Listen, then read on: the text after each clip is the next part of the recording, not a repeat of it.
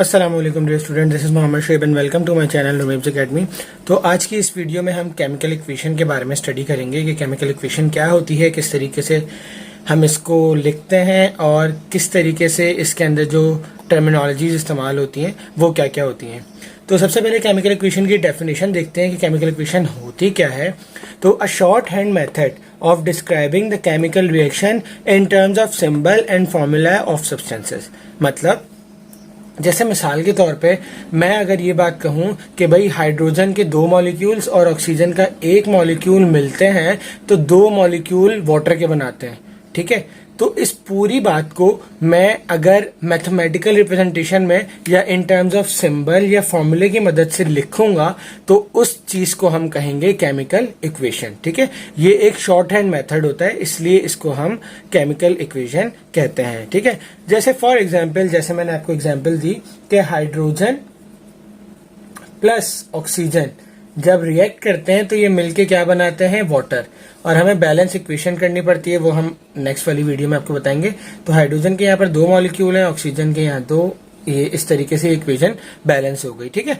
तो अब हम क्या कहेंगे इसको कि 2 हाइड्रोजन के मॉलिक्यूल्स और 1 ऑक्सीजन का मॉलिक्यूल मिलते हैं तो क्या बनाते हैं, हमारे पास 2 मॉलिक्यूल बनाते हैं वाटर के। इस चीज को मैंने केमिकल इक्वेशन की फॉर्म में लिख दिया, इसको हम कहते हैं chemical equation. Short hand method की फॉर्म में लिख दिया, इसको हम कहते हैं केमिकल इक्वेशन, ठीक है। अब केमिकल इक्वेशन के अंदर जो टर्मिनोलॉजी इस्तेमाल होती है हम उसको स्टडी करेंगे, उसको देखेंगे कि वो क्या क्या होती हैं, ठीक है। तो देखें, सबसे पहले जो लेफ्ट हैंड साइड पे लिखी हुई होती हैं जितने भी कंपाउंड्स, जितने भी एलिमेंट, जितने भी सब्सटेंसेस जो लेफ्ट हैंड साइड पे लिखे हुए होंगे हम उनको कहेंगे कि वो क्या है, रिएक्टेंट है। क्या है, रिएक्टेंट्स, ठीक है। जबकि जो राइट हैंड साइड पे लिखे हुए होते हैं उन्हें हम कहते हैं प्रोडक्ट्स। क्या कहते हैं, प्रोडक्ट्स, ठीक है।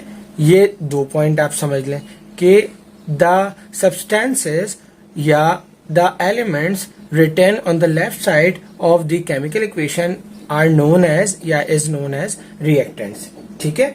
are known as ये होगा, जाहिर है एक तो हो नहीं सकता, तो are known as reactants, ठीक है। जबकि जो लेफ्ट साइड पे होंगे उन्हें हम कहेंगे प्रोडक्ट, ठीक है। जो चीज रिएक्टेंट और प्रोडक्ट को सेपरेट करती है, जो चीज रिएक्टेंट और प्रोडक्ट को सेपरेट करती है वो कहलाती है ये एरो हेड। क्या कहलाता है, एरो हेड। अब ये एरो हेड जो है ना वो 2 किस्म के होते हैं, एक ये लिखा हुआ, ये जो आपके सामने लिखा हुआ है इस तरीके से, ठीक है, और एक इस तरीके से होता है, ठीक है।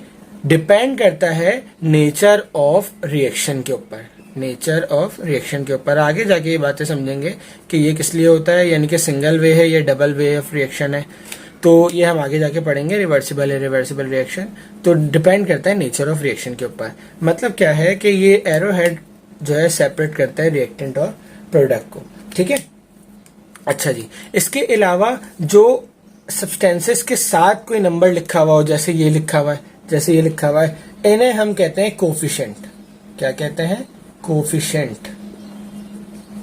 ये क्या बता रहा है, अच्छा अब देखें, एक तो ये वाला 2 है और एक ये वाला 2 है। ये जो 2 है ना वो रिप्रेजेंट कर रहा है कि भाई ये हाइड्रोजन का एक एटम है, ये हाइड्रोजन का एक एटम है, ठीक है।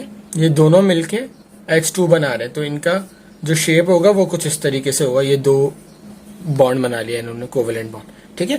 जबकि ये जो हाइड्रोजन है ना 2H2, तो इसका मतलब क्या हो गया, ये 2H2, मतलब ये ऐसे लिखते हैं कि एक एटम ये रहा, एक और ऐसे बना लूं, ये 2, यानी कि एक ये, तो 2H2 मेरे पास ये मौजूद है। और अगर सिर्फ H2 की बात हो तो वो ये है, 2H2 की बात हो तो ये। तो अगर यहाँ पर हम देखें तो 2H2 और यहाँ पर 2H2, तो इक्वेशन क्या हो गई, बैलेंस हो गई। ये फर्क है इन दोनों के दरमियान। अगर सिर्फ H2 लिखा हुआ हो तो ये, कोफिशिएंट लगे हुए हो तो ये। अगर 3 हो जाएंगे, अगर मैं 3 लिख दूंगा तो इसका मतलब है 3 मेरे पास H2 हो गए, ये वाले 3 हो गए, 1 2 और एक और बना दूं मैं तो ये 3 हो गए, ठीक है। अच्छा जी, कोफिशिएंट की बात आपको समझ में आ गई। अच्छा 5 पे आते हैं, तो एक्सप्रेशंस हम यूज करते हैं, इसके अंदर कुछ टर्म्स यूज करते हैं। जैसे मिसाल के तौर पे यहाँ पर जो ये टर्म्स यूज होगी, यहाँ पर ये G, यहाँ पर ये G और यहाँ पर ये L, ठीक है। ये जो टर्म्स यूज होती है ना S, L और G, S, L और G, इस तरीके से टर्म्स यूज होती हैं इक्वेशन के अंदर, एस, एल और जी। ये रिप्रेजेंट करती हैं स्टेट्स ऑफ मैटर, यानी कि सॉलिड, लिक्विड और गैस। ठीक है, यानी कि इस वाले रिएक्शन के अंदर ये जो हाइड्रोजन ऑक्सीजन है ये गैशियस फॉर्म में है, लेकिन जब वाटर बना लेती हैं ये, तो ये क्या हो जाता है, लिक्विड फॉर्म में आ जाता है। ठीक है जी। अच्छा, इसके अलावा एक और भी एक्सप्रेशन यूज होती है जो कहलाती है ए क्यू।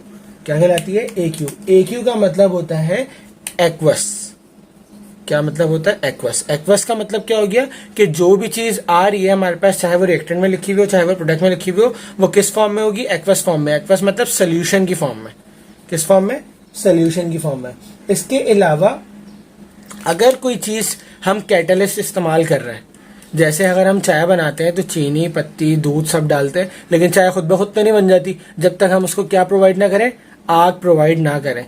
तो इसीलिए ऐसे बहुत सारे रिएक्शंस भी होते हैं कि जिन्हें अगर हमें कैटलिस्ट, यानी कि कैटलिस्ट मतलब जो स्पीड अप करे रिएक्शन को, जो रिएक्शन करवाए, ठीक है, अगर हम उसमें वो चीज ना डालें तो वो रिएक्शन कभी होगा ही नहीं। तो उस चीज को हम क्या कहते हैं, उस चीज को हम कहते हैं कैटलिस्ट। और कैटलिस्ट हमेशा इस एरो हेड के ऊपर लिखा जाता है यहाँ पर। ठीक है जी, ये बात समझ में आ गई। अच्छा जी, ये आप लोग देख लें। एक और एग्जाम्पल मैं बताता हूँ आपको कैटलिस्ट की फॉर्म में, ताकि आपको समझ में आ जाएगा। ये चीज मैं मिटा दूं, यहाँ लिख देता हूँ। जैसे मेरे पास एक रिएक्शन होता है सॉल्ट वाला के 2NaCl, ठीक है, gives Na plus Cl2, equation balance. ठीक है, 2Na 2Cl, हाँ बैलेंस हो गई। ठीक है, अब जैसे ये तो हमने पढ़ा था कि NaCl मिलकर सोडियम क्लोराइड बनाता है। अब सोडियम क्लोराइड को अगर मुझे ब्रेक करना है, ठीक है, सोडियम क्लोराइड को अगर मुझे ब्रेक करना है तो मुझे यहाँ पर इलेक्ट्रिसिटी प्रोवाइड करनी पड़ेगी। तो ये इलेक्ट्रिसिटी क्या है, ये इलेक्ट्रिसिटी आपका कैटलिस्ट है। क्या है, कैटलिस्ट। ठीक है, समझ आ गई ये बात। अच्छा, इसके अलावा एक और चीज होती है रिएक्शंस के अंदर। जैसे मिसाल के तौर पे एक रिएक्शन लेता हूं मैं, NaCl प्लस AgNO3। ये दोनों एक्वस फॉर्म में होते हैं, ये दोनों एक्वस फॉर्म में होते हैं। ये हमें क्या प्रोवाइड करते हैं, ये हमें क्या प्रोवाइड करते हैं, सिल्वर क्लोराइड। ठीक है, और इसके साथ एक ये वाला एरो हेड लगा हुआ होता है, सिल्वर क्लोराइड, ये एरो हेड। ठीक है, और इसके अलावा सोडियम नाइट्रेट, सोडियम नाइट्रेट, ये सोडियम नाइट्रेट भी क्या होता है, एक्वस फॉर्म में। अब सवाल यहाँ ये पैदा होता है कि भाई ये एरो हेड क्या है। तो जहां पर भी ये इस तरीके के एरो हेड होते हैं, इसका मतलब होता है कि ये प्रेसिपिटेट है। क्या है, प्रेसिपिटेट। प्रेसिपिटेट का मतलब जैसे सॉलिड बन के कोई चीज बैठ जाए ना तह में, तो वो ये नीचे सेटल डाउन हो जाती है। तो इस चीज को हम इससे रिप्रेजेंट करते हैं। और अगर कहीं एरो हेड बना हुआ ऊपर की तरफ, तो इसका मतलब वो गैस बन के क्या हो गई, एस्केप हो गई, या गैस बन के ऊपर की तरफ जो है वो उसका क्या नाम है, डायरेक्शन है, तो वो उसको रिप्रेजेंट करती है।